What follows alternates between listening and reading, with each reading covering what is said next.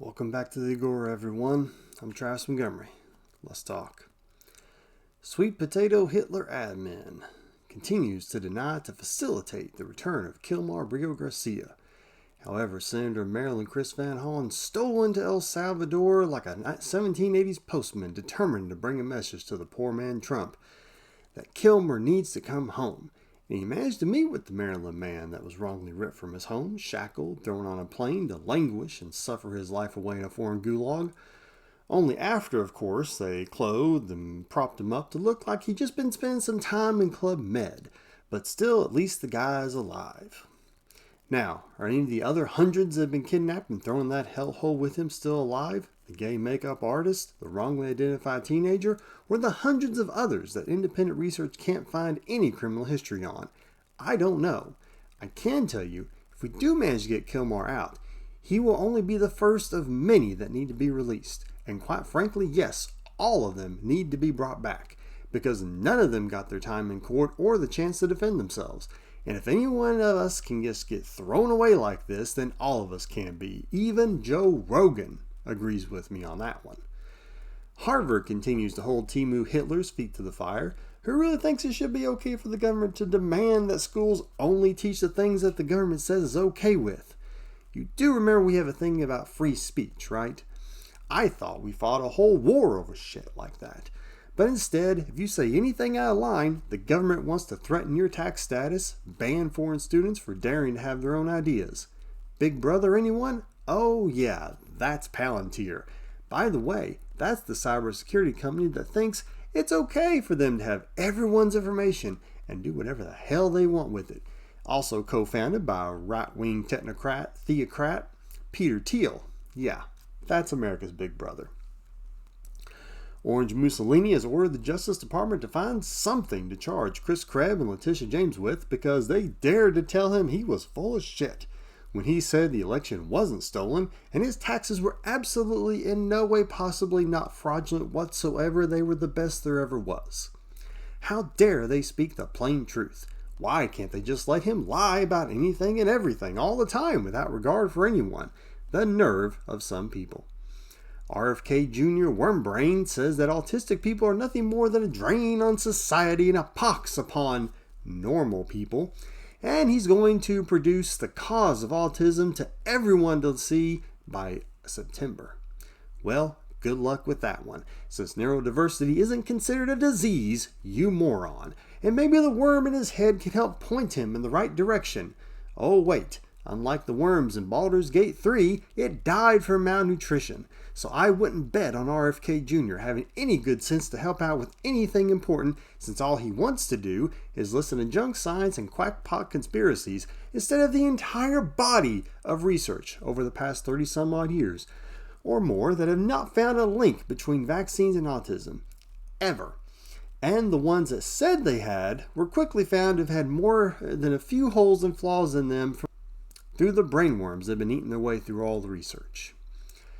U.S. District Judge James E. Boasberg says he believes the admin has sufficiently met the requirements to be held in contempt, probably because every time they have a hearing about why the judge's order to turn the planes around, these attorneys, they just shuffle their feet and say, well, state secrets. Huh? No, not that one. Administrative authority or something like that. You know, because these dollar store attorneys, they are more concerned with their paychecks than their credibility. And they won't answer any questions from the judge and just hem-haw around like an awkward kid at prom that needs to take a whiz. My opinion, these judges need to start referring these so-called attorneys to the bar for ethics reviews every time they refuse to act according to the requirements demanded of them of being officers of the court, because this shit is whack. Everyone is so excited about getting rid of all the rules and regulations so that business can do its thing. Do you all remember what happened the last time we let businesses off the leash? I mean, it's not like the examples happened that long ago. The recent stock market sell-offs are the worst since the 2008 financial crisis. And unlike the other market sell-offs in the past that could be attributed to diseases or a long line of boneheaded economic policy mistakes, today's crash is directly tied to the actions of one man. But what happened before? Well, in 2001, Bush repealed a bunch of economic laws. They canceled environmental orders from the Clinton administration.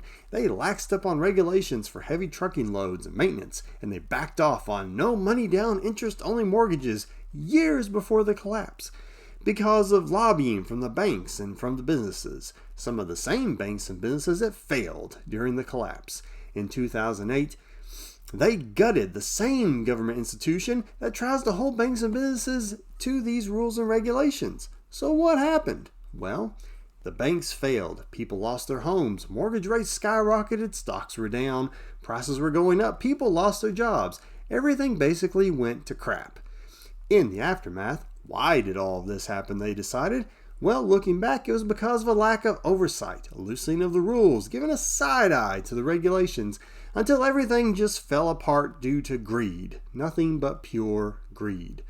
A loosening of the regulations have also led to a number of environmental catastrophes. Just ask the guys in Chernobyl, or the residents in the town in Erin Brockovich, or the people of Flint, Michigan, or North Perry, Ohio, or the people close to 3 Mile Island. Ask them if the rules and regulations are, just there for kicks and giggles. No, these things are in place for a reason. And if we just do what the muskrat wants, which is to throw them all out and just add them on back whenever we feel like we need to, well, by then you're already going to have a hell of a lot of dead people, lost jobs, and broken dreams.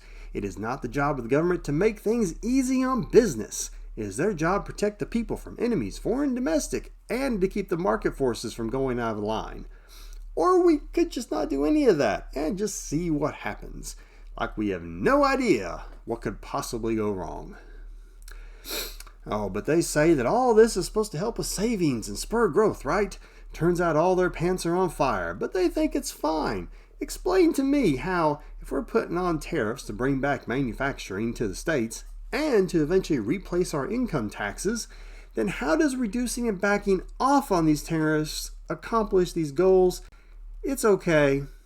I can wait.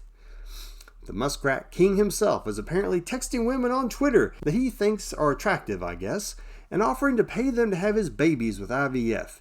Can you imagine? You're going through the Nazi soup feed that is Twitter now, and all of a sudden you start getting DMs from Elon holding a briefcase full of cash in one hand and a baster in the other. Excuse me while I taste my lunch for a second time. Ah, yes, Signal Gate strikes back in a return to the admin's favorite pastime of declassifying all of our classified information so no one can say that we're leaking anything anymore.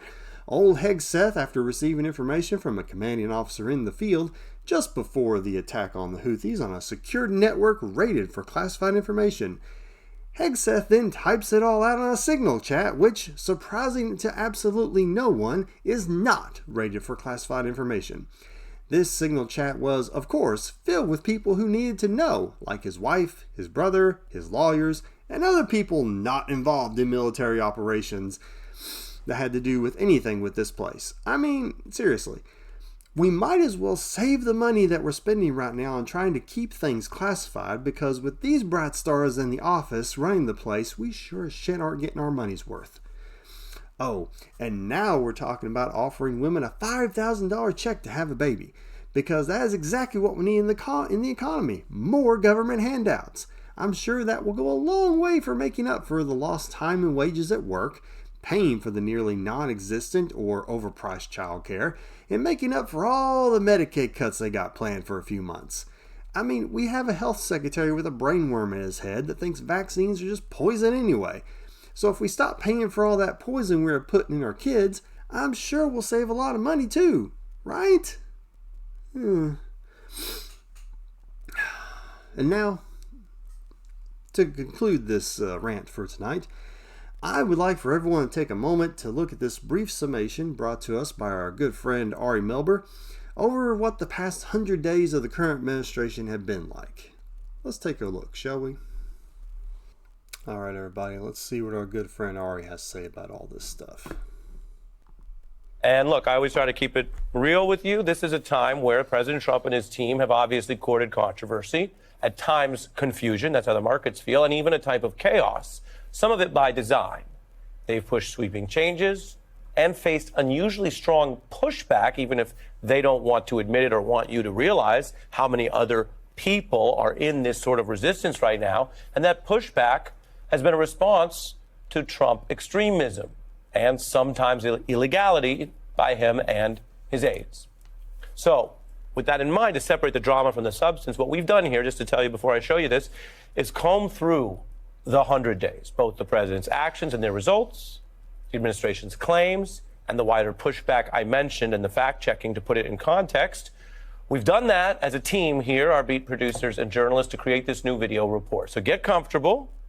I'll tell you, seeing it all together can be instructive. I'm going to show you this and discuss it with James Carville on the other side. It has been a lot. I, Donald John Trump, do solemnly swear. Donald Trump was sworn in for a second term as president. He pardoned or commuted the sentences of everybody. 1,500 convicted and accused insurrectionists. A federal judge has just temporarily blocked President Trump's order attempting to end birthright citizenship. The president himself cannot amend the Constitution. A radical plan to freeze government spending is on hold. Elon Musk did not create U.S. aid. He doesn't have the power to destroy it. Deport Elon! A federal judge said that Elon Musk's folks who are inside of the Treasury Department's payment systems have to stop a wave of mass firings. I have no idea how I'm going to recover from this. Outrage at the dismantling of the federal government. The DOGE program. Do your job! How can we be represented by you if you don't have a voice? If we don't do this, America will go bankrupt. Nothing that is being done, nothing is actually making life better for the American people. Good time. Thank you for your service. Thank you. You don't have the cards right now. With us, you start having cards. Nothing but swift and unrelenting action. President Trump is losing in a major way at the Supreme Court. ICE off our campus now! And he's not resisting. The president invoked the Alien Enemies Act of 1798. Those planned deportations that had supposed to have been halted went forward. Editor-in-chief of The Atlantic, Jeffrey Goldberg, says he was accidentally texted war plans. Have you ever had somebody's contact that shows their name and then you have somebody else's number? This president is wrong.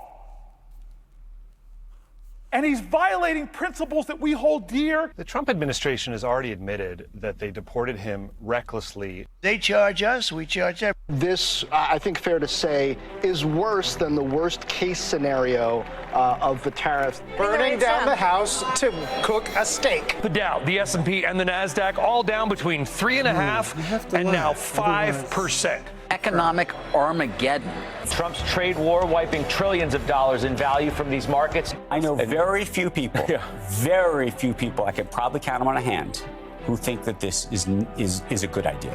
The president paused his additional tariffs on dozens of our trading partners for the next 90 days. We have breaking news right now from the Supreme Court. The Supreme Court unanimously ordered Garcia to come back. It's all about the erosion of the rule of law. Now, 90 days may not seem like a long time, but remember, Trump has only been president for 82 days, and it already feels like a goddamn decade. Always we're complacent with China saying, ooh, let's not make them mad. I want to make them mad. The constitutional crisis is here. President Bukele does not want to give him back to the United States, nor do we want him back. We will not allow the United States of America to become an oligarchy. This head-to-head really between President Trump and Fed Chair Jay Powell. The Supreme Court temporarily blocked the Trump administration from deporting a second group of migrants. The markets now continue to drop. Duterte crushed our institutions within 6 months of taking office. You can't have a trial for all of these people. The United States, this administration is moving faster. In the long run, will it hurt the country? 51%. Paramount is trying to complete a merger. The Trump administration must approve it. Paramount began to supervise our content in new ways. Protests are not to solve a problem. We're not going back. Protests are to expose a problem. The public is deeply, deeply, deeply against what Trump is doing. 100 days. We're joined by Democratic strategist James Carville. Does it feel like 100 days, and what do we learn out of that? It feels like 100 years.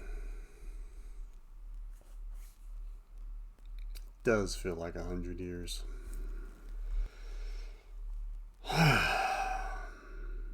There it is, folks. He's down in the polls. The economy's crashing. We've lost all of our friends on the world stage. And there are only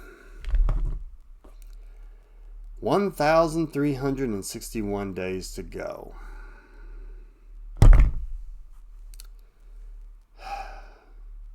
I'm Travis Montgomery. This has been your update from the Agorah. I mean, my God, people. I mean, seriously, can we... I don't even know what I'm going to do. I really don't. I mean, what the hell? You know, what the crap?